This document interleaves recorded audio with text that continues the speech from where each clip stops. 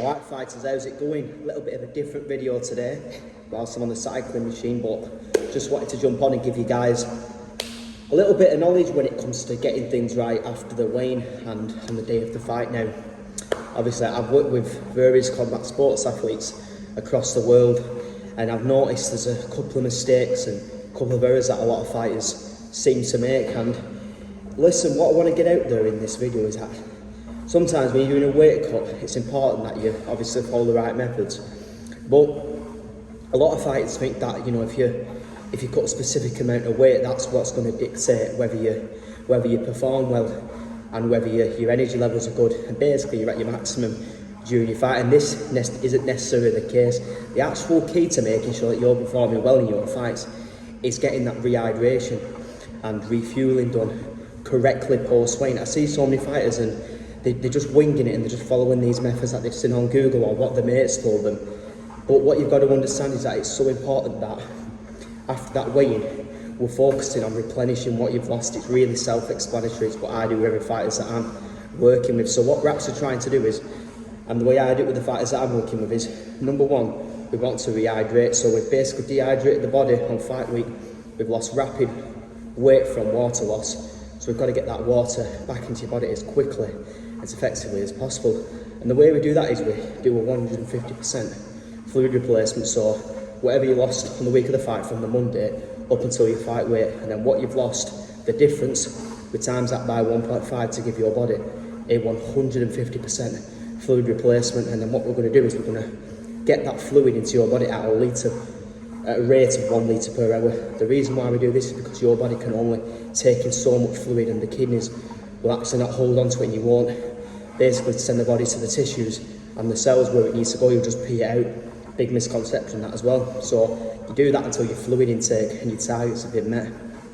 What you're also going to do is you're going to make sure you're replenishing your carbohydrates. So usually 2 weeks out from the fight and on the week of the fight, we drastically lower your carbohydrate intake to essentially lower muscle glycogen, which is a way that your body forms strands of glucose to store its glycogen. It's basically storing energy for later use when you're training, you're sparring, things like that, and when you're fighting. So because we've depleted that, we've got to get that back into your body as quickly and as effectively as possible again. But the mistake I see a lot of fighters making is they eat food and they start eating these carbs way too quickly before they've even hydrated. Now, you've got to understand that hydration is so important for helping your body to digest, metabolize and absorb nutrients. Because imagine you just had a burger or you had a couple of rice cakes, just as an example, and you've not had any fluid in you. How on earth is your body going to be able to break it down? There's not an aqueous environment to be able to do that. It's just not going to work. It's not going to be effective. So what I always suggest you do is, after you've had maybe 2-3 rehydration drinks after the weigh-in, you then start to incorporate carbohydrates in slowly. So you're going for things like energy gels, you're going for sweets, Gatorade, you know, if you're in Thailand or you're in Europe, Lucozade Sports, things which are going to be really easy to digest and get into your system fast and not going to take too much sort of digestion. Now, what you actually want to do is you want to be making sure that you're going for an amount between 8 to 12 grams for every kilogram of body weight. So the way that you would know how many to use is, let's say for example on the week of the fight, you cut, I don't know, 2-3 kilograms. Probably 8 to 10 grams per kilogram would be the ideal range. But if you've done a bigger cut, let's say for example 4.5, up to like 6 kilograms, even sometimes 7 kilograms, you'd then be going 10 grams per kilogram of body weight, all the way up to 12. And then what you're going to do is again, introduce light carbs first. And then once you've had that 3 or 4 meals, you're then going to start to slowly incorporate solid food so your body can digest it, handle it, process it, and you don't feel bloated, because so many fighters will eat too much food too soon. This is what ends up happening. So when you get later on in the day, you can introduce pesto pasta, sun-dried tomato pesto pasta, chicken and bacon pasta, you know, your chicken and Nando's rice. You can incorporate like pasta and prawns with tomato sauce, anything like that which is going to be high in carbs and replenish your muscle glycogen. So that is exactly what you want to do. And then when you get to the fight day, it's just a case of ticking over and topping up. A lot of guys make the mistake, and girls, on fight day of eating and drinking too much, thinking that it's all about energy, which is true, but you've already done the majority of the refueling the day before the weigh-in, especially the day before the fight, especially from the day before weigh-in.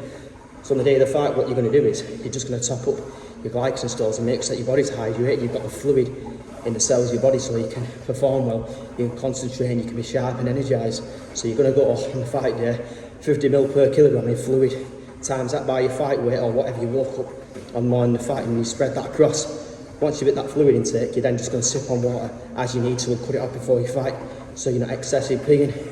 And what you're going to do is you're going to fuel your carbs up and your body around 6 to 7 grams per kilograms. Light snacks, granola bars, cereal, you know, rice cakes with chocolate, rice cakes with honey, bagels and jam, bagels and Nutella, biscuit bagels, Nutella toast, little things like that. And then what you're going to do is you're going to gradually incorporate these meals, and then around 3 to 4.5 hours before you fight, you're going to have your last big meal. So say for example before you fight you had sea bass and jasmine rice with a bit of Nando sauce and the jasmine rice. You probably had that meal, I'd say about 3 to 4.5 hours before you fight, and then build up to your fight around 1 hour to 2 hours before. Smaller snacks, so bagel with jam, rice cakes, flapjacks, oat cookies, maybe like bananas, dates, things like that you're going to have close to your fight. And I can guarantee you guys, if you follow these tips I've given you here in terms of the refueling, rehydration post-weigh and the fight day methods in terms of what to eat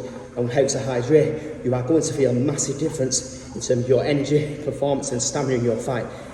And you're going to be knocking people out very, very easily.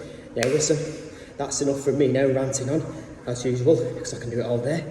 But if you like this information and you want some more nutrition and diet for combat sports, don't forget to subscribe for more.